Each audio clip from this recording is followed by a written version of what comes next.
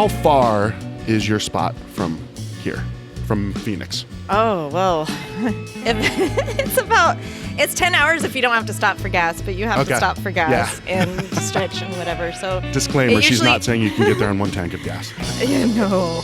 But it takes me about 12 hours. And I've kind of learned that I should stop halfway and probably get a room just because it splits it up and makes it easier. Sure.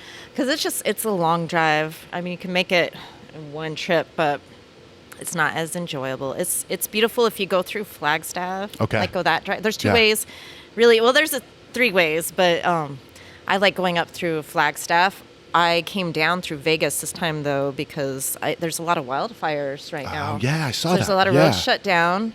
So it makes me so sad. Like the wildfires out here. Like seriously. Seriously, a lot of them come from, of course, we're in a drought and it gets really dry, but there are a lot of grasses that grow in the desert that are not native to Arizona. Okay. And they came from people and cattle. Like the cattle are eating grasses and hay, and obviously they're spreading those seeds. And so a lot of these grasses grow, and it's very, very dangerous. That's interesting because I don't ever know, like don't throw your cigarette butt out the thing, don't have a campfire, right? But I know there's something deeper to all of this, like what is with the increase? And so when we get like rains early in the year, like monsoon rains are amazing for a lot of reasons, but if you get rains early in the year, a lot more, like the desert gets really green and a lot of this grass grows and then it dries out and then you have the potential for a lot of fires. So that's why it's important for like firefighters get out there and they do like little fires just to kind of burn off some, control burns to get rid of that because the saguaro cactus, I remember, was it last year or the year before? Like a lot of them burned up and that was really sad because these things have been around forever. They're not supposed to have wildfire for a reason. Like they don't just regenerate. So and those grasses you were saying they weren't here. Like the nature did not provide. Like, hey, this is the environment that you can. That came from grazing cattle or sheep or whatever is like let loose on this land to start. How can people do? Like, what can people do? Like, what can I do? Like, literally, you can't do anything. You can be thoughtful. You can be thoughtful and not have fires where you're not supposed to. It's like don't drag things behind your vehicle that can spark fires. Just be mindful of stuff. That's basically all you can do. There's not much you can do. And maybe even some native plants in the backyard, something instead of a palm tree. Yes. Well, absolutely. You got to think about definitely what's in your yard, but also because you're things that don't take a lot of water, so you're not like wasting water on growing grass and stuff in your yard. That is definitely you're right. Something you can do. I got grass yard. I got grass. Well, but still, if you have some plants where you don't really have to use water, that's preferable because it is. I mean, there is a water problem here, and I hear a lot of talk now about water rights.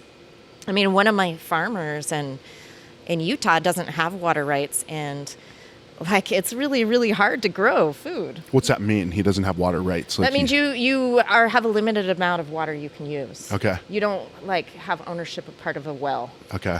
Like so you can't just take as much water as you need. Like you're very limited on what you can use. So not free water like Jay-Z said. But I mean, there's a water problem out here too, because I mean we have these underground like reserves of water, and they're really low to a point where like it's not enough.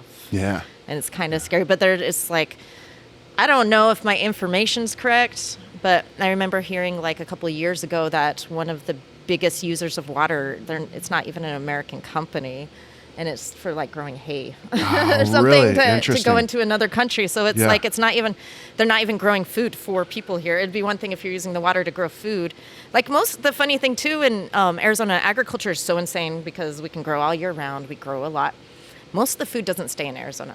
Most of it feeds the rest of the world. Sure. So it's like hardly any of it does stay here. And so it's really important to support small farmers that feed the community, because without them, we wouldn't even have local food. And unfortunately, a lot of these small farms are disappearing here in Arizona because they're getting bought up and covered with cement. So there can be an expansion and growth. And it's horrible because once that farmland's gone, it's not coming back. Right. Yeah. I know like Crooked Sky, like they got displaced, and I don't know where their location is now. I think it's like southern Arizona, but like they were one of the biggest producers We used to do their CSA box. Sorry, I have something on my face. We used to do their have their CSA boxes at Helio Basin. For people, you remember that? We have like the big table of vegetables and stuff. Yep. And they're amazing, but unfortunately, like there is a food problem here, and it's a major food problem. Yeah. Like, especially with kids not understanding how important farming is, and like we're trying to educate them on that. Sorry, I just feel like I have some on my face. No, you got. I keep seeing. I think there's a hair. You have a rogue hair that's just. Oh, jeez. I'm so unprofessional right now. We're not going to have you on the show again. That's it. That's fair. That's fair. But I mean, I heard something that broke my heart by an educator once that, like a lot of the kids, especially on the reservation, they don't see farming as a positive thing because most of the farmers in their area aren't even native and they're not even growing food for the community. Sure. So you see like outsiders here taking their land and water and doing whatever, and it's like it's not seen as a positive thing. So it's really important to educate these kids of, this is you got to do this for your community. Yeah. You need to grow up and do this. It's not negative. So it's that starting that education early, not just like you said, from even literature, or teaching English and just using your descriptive words and things but even like you said, those are the people of the future. They're going to be ones making the decisions, and Yeah. Are they going to be able to on my face somewhere save us? Okay, anyway, yes, it's really important, and we need that. And going back to like talks of monsoon, like the original crops here didn't take groundwater to grow. Like basically you'd plant seeds during the monsoon, and that was enough to like get it germinated and started, and then there's like dry farming the rest of the time. Like really important. So this is a big question for you now, because you're very passionate. You're very passionate. You have the things that you have concerns about are very valid things, and so there's the food side of Tammy. There's the activist side of Tammy. I've never called myself an activist, well, but I guess it kind of translates in a positive, right? Don't take it as like when someone calls me an influencer, I'm like I don't, because that has a bad rap. Yeah, for sure. Yeah, but no. So for you, because for me, I always felt like I have a purpose in my life, right? And the hard part was like finding it, right? It wasn't until I was like 38 till I started podcasting and started getting into the food and beverage scene. All these things kind of came together. You definitely have a purpose. It's getting more and more clear. Apparent, yeah. What about you? Do you have? Yeah. I feel like I do have a purpose. When I was younger, I didn't want a career in food. Like I just didn't. As I was saying, it was just a hobby of mine. I just enjoyed doing it, and I wanted to do so many other things. Yeah. But and broadly, food is my purpose. But I think even deeper than that is just educating people about food and the importance of food. And not just like, the problem is like, food is more than just nourishment. It's spirituality too. And like giving thanks for the food you receive, and treating that food with integrity, and understanding that, there's more people in this world than we have food to feed. And, it's just so valuable, and for so many reasons and so many ways. And I feel like my purpose is to really teach people that. And, I want to keep learning myself. Yeah. And keep like spending my life, because I feel like it's way more important than a career. Way more important. Like if I was not working in a restaurant right now, like I would be doing something food related that is doing something for humanity, because I think that's really important. Food is also something that is not a selfish thing. Like you share food when, like, that old thing where people would move into the neighborhood and someone would bring them over a pie or a cake or whatever, casserole or something. Or something like it's just heartfelt, or somebody dies in the family or whatever, somebody brings over food, like just things that it's meaningful. And I feel like that is my purpose. Something to do with food. Yeah, me too. Cheers to that. Yeah. Cheers to that. I think different levels for you and I. My purpose is more around the eating and consuming of it. Somebody has to eat the food. Like if I make it. No, I love it, and that's kind of what I don't know. I kind of you make an assumption as to how somebody's going to answer something, and that's kind of how like you're such a great teacher, and you're you teach, and then it's almost like okay, well I've kind of. I don't say perfected that, but I've taught this. Now I need to learn some more. so I can teach some more. I can teach more, and Yeah. it's cool because like when I learn something new that's really exciting to me, I don't want to keep that information for myself. Yeah. Like I need to teach people. I need to like show people like this is really cool. Yeah. This is what you can do with it. And I especially love things that are the future of food. Like I was saying, dry farming and stuff like that. What is that? Dry farming is where you use the monsoon rains and Okay. you very little water afterwards. You can still use water, but it doesn't, like these plants are native plants that don't consume a lot of water. Okay. So you can Okay. produce safely for people and you can feed people. So my job is to take those foods and make them exciting for people. Yeah. So like to create recipes that are easy to use and that people enjoy eating, because the hard thing is like people love their comfort foods. Sure. People love their fast foods. People love whatever, but like that's not sustainable. And if you don't start like create new habits, we're not going to make changes. So it's really important. So somebody needs to be doing that. And there are people out there that are doing it, but I think it's really important to make it a thing. Yeah. Like not just a trend.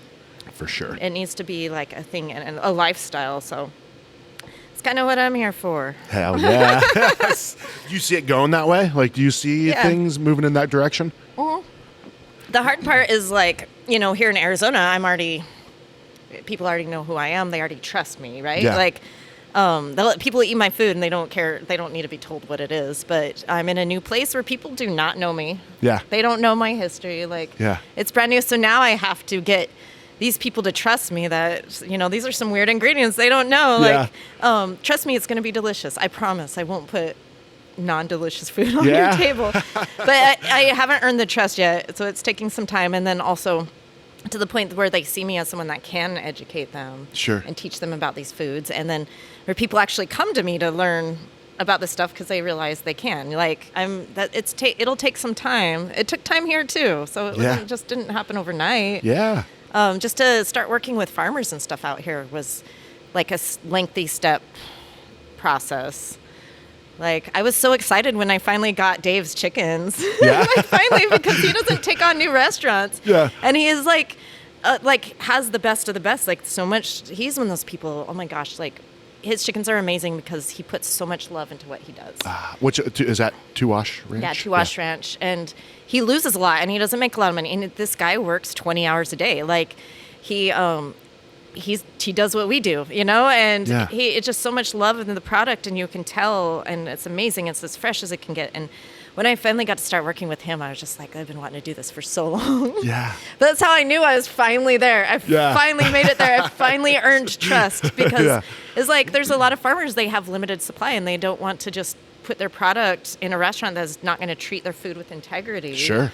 Or like whatever, like they want it to be represented by good chefs that actually care and are making a difference because they feel like they're putting in the work, like so much work to make a difference too. So it's really important, like who to pick and choose. You don't want to send your ingredients to a restaurant that is just like creating. I don't want to say anything negative. I don't want to say anything negative, but you know what I mean? Like it's important. So I'm slowly trying to build relationships in Utah now. I have a couple of really great farmers that I'm working with, and they've been amazing since the beginning. One of the hard parts of getting out there is like I reached out to so many people, and I'm like, hey, this is who I am, this is what I'm looking for, and blah, blah. And a lot of them were like, you know, because of COVID, we don't even know if we can produce or if we can take on more restaurants. We don't think we can take on more restaurants. And also I'm in the middle of nowhere, so a lot of people can't travel. Yeah. So it makes it really difficult, but like slowly getting there. And I understand it's not an overnight process because I did that here. So I'm like, you know, I wish I could just be like my farmers here, like somehow just get your stuff. I mean, some of them have tried like, there's one farmer I work with and she sent me like some flowers through the mail. That I was nice. able to use. But the problem is like the postal service where I'm at is really difficult to work with. Like really? they won't, you don't get your package the same day. So it was like sitting there in the back room and, you know, so, I wish I could just get the beautiful things, but there are beautiful things there too. I just haven't got access yet. but slowly. Maybe that's the reason, right? Yeah. It's like, okay, yes, we could give you all of this access to these farmers, or you can find it out for yourself. Yeah. Right? And that's Well, that's the thing too. It's like a growth process, and Yeah. that's a part of the journey too. Is I try to tell people when they come in and eat, I'm like, this isn't the end product at all. Like, we're just trying to figure out what we're doing still. So come back in a year, and it's going to be closer. Like, Yeah. it's going to be more reflective of who we are, but like slowly. Because even in the beginning, the menu was too ambitious, and it was scared a lot of people off. Sure. Like, right away. They're like, Yeah. we just want our meat and potatoes. Meat being beef. Yeah. Not game meat. Yeah, Like, right. we just want our beef and potatoes. Sure, yeah. Which is definitely a Utah thing. And slowly they're starting to learn that, like, no, we want the bison meatloaf, or Yeah. we want some of those venison medallions, or like. That's a story. That's like social currency as a customer too, right? You can go brag to your friends, dude, I had the best bison burger. Like, and the lettuce was from, it adds depth to it, right? Not only is the food so much better quality wise, or, taste wise, but the story behind it is, and people are. And that's another thing, educating servers. Like, a lot of them, they've worked at resorts or whatever, but this is unlike anything they've done before. So them telling my story has been really, they've actually been listening to your podcasts. No way. So they can learn my story better. I like, love seriously, hearing that's that. right now part of their education, so they Yeah. can explain to customers, like, what is this? What's her mission? What's she doing? And stuff. So Nice. it's been really, really, really helpful. That's so cool. And I even have them the Cicerone one. Like, I'm like, y'all need to listen to this so you can learn how to pair better. Because we're really trying to, our bar program's really important. Yeah. And we're trying to, like, have everything paired with the menu, and servers be able to explain that and stuff. Yeah. So, I mean, it's funny because a lot of the servers are Mormon, but they're learning about wine. Yeah. You know, which is really interesting. cool, Yeah. because, like, and beer and like cocktail, like all that stuff, because they're passionate about it and they understand it's important. Like, you have to have everything for that experience. Do they smell it?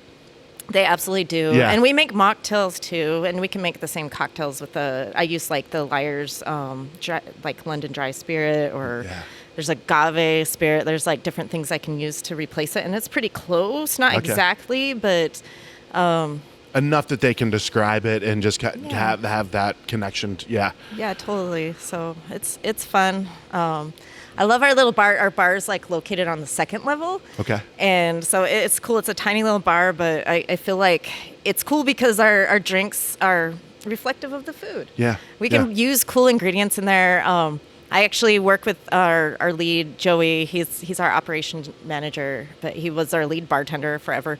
And we work together on our cocktails. And we have a great one right now that's coming out soon that is with...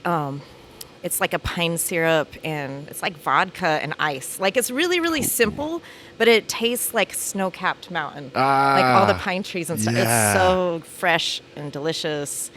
We have a few things that they're not like crazy 10-ingredient cocktails. They're like 3-ingredient cocktails, but I think they're pretty fantastic. Yeah. It's fun to do.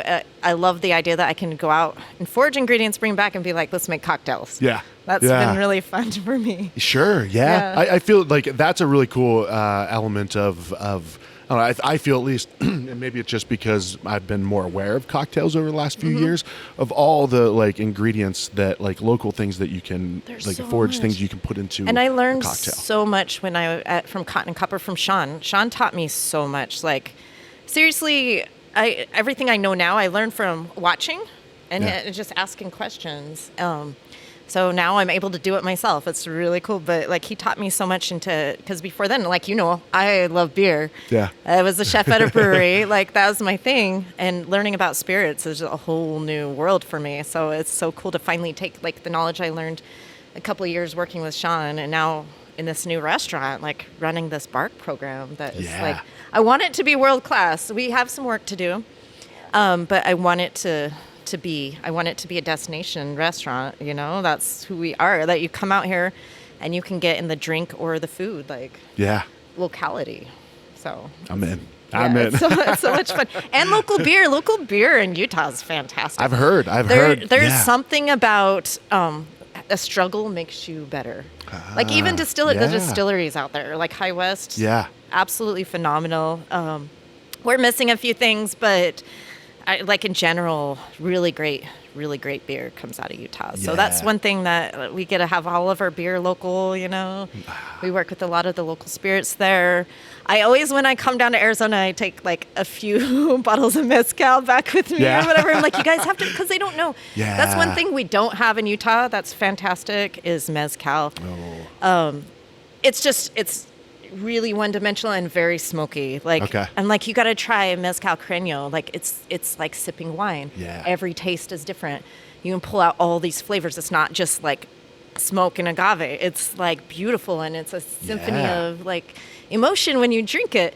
And so I always try to bring this back and just show people, because it's like, this is the world. I can't wait till I can get their mezcal. I'm working on it. You can't yet? They don't distribute I have to have it specially bred in, I think. Gotcha. I don't understand. I'm learning a lot of the laws for liquor in Utah. I had to learn. A little different. It's a little bit different. So things are a little bit harder. You don't have an alcohol rep. You have to go to the state liquor store to pick up. You have to pick up all your liquor, and some of it's not. Sometimes you have to go to like 5 or 6 different liquor stores to find. To fill what you're ordering. Like, you need this, this, and this. Yeah. That can sounds be hard. So, but we're getting some good stuff. But eventually, there's some things from like here that I love so much. I want to bring in just to. I mean, that's part of my journey too. Yeah. Like a big part of it. So. I just had an idea. Okay. All right. We are across from the Deer Valley Airport. I live 10 minutes north of here. I think. Okay, don't say anything illegal. No. Well, the inspiration was from an illegal source, but the movie Blow, one of my favorites. No, a Taste of AZ plane. We have a private plane that we can connect Phoenix, and we fly out to drop you a package. Okay. Right out of the plane. No, we're not going to land. Just, you see me. And that was on the show, too, right? Or in the movie. Yeah, he's waving as the guy's landing. Yeah. Oh, okay. I get it now. Oh, wow. So, all right. Well, I like it. You know. Send me a box of Palo Verde flowers. Oh, my gosh. Just shake that tree into the box and send it. I would be like the happiest person. I'll actually fly over, shake the tree out, and you can collect it. I'm seriously, on my drive back, I am like going to be doing some serious foraging. Did you plan it? Did you plan that into the trip? As I was driving down and saw the desert, I was like, I have to do this. If I don't do this, I am going to lose my mind. Yeah. So I am definitely going to do that, and then preserve things. Like that's preservation is really important too, because you can't just have everything fresh all the time. Like, you get stuff, you have to learn how to preserve it properly so you can use it. Like. You pickle a lot of stuff, right? I do that. You can dry a lot of stuff. There's a few things you can do. You can freeze a lot of stuff. That's one thing, like, I've heard people, like, you shouldn't be freezing stuff and blah, blah, but that's how I grew up. Like, you got an elk. You're not going to eat it all at once. Like, your food is frozen. You're preserving it and you're saving it, and that's a huge part of sustainable eating. I think it's a big myth, right? People all get worked up about freezing this, freezing that. Well, because they're used to pre-made stuff that's frozen. With frostbite and shit on, like a clump of green beans with ice on it. Like, even like fish is flash frozen on the boat. Yeah. So it's like, and that's important too, because like if a fisherman's out for 2 weeks and they come back, sorry, your fish is not like fresh thawed fish. Yeah. Like caught out it's got to be flash frozen. It's really important. Yeah. But it's a safe way to do it because they're freezing it so fast. Like it's not breaking down the cell structure and stuff. Education. People need to be educated. A little bit, yes. Well, exactly, because it's that myth that people are like, if it's frozen fish, it's not fresh. Like, no, actually, it's not. Maybe if it's been sitting in a grocery store for a year or so, but like, I learned a lot from our fishermen just because I didn't know a lot of the stuff until like talking to them, how important that is. I'm like, okay, it makes sense. Yeah. Totally makes sense.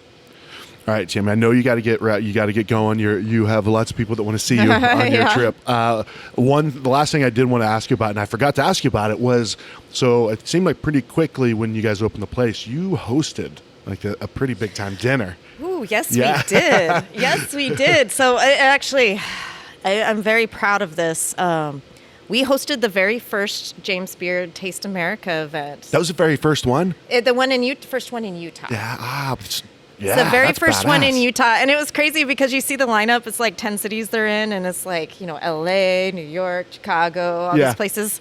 Park City. Hell yes. It was cool, but it was beautiful because I really used all kinds of like my pie was made with acorns. We did a lot of native corn, and like everything was reflective of the beauty of ancient Utah food, Native American pioneer, like their influences from trade. And that's like the story I was trying to tell. So to be able to do that, and it was hard. So it was like 2 rounds of 75 people.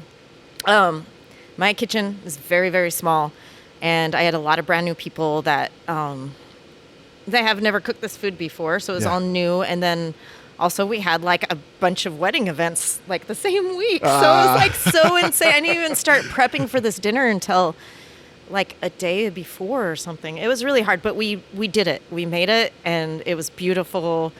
And I'm very proud of that moment because that's something just to be noticed that I'm doing something different.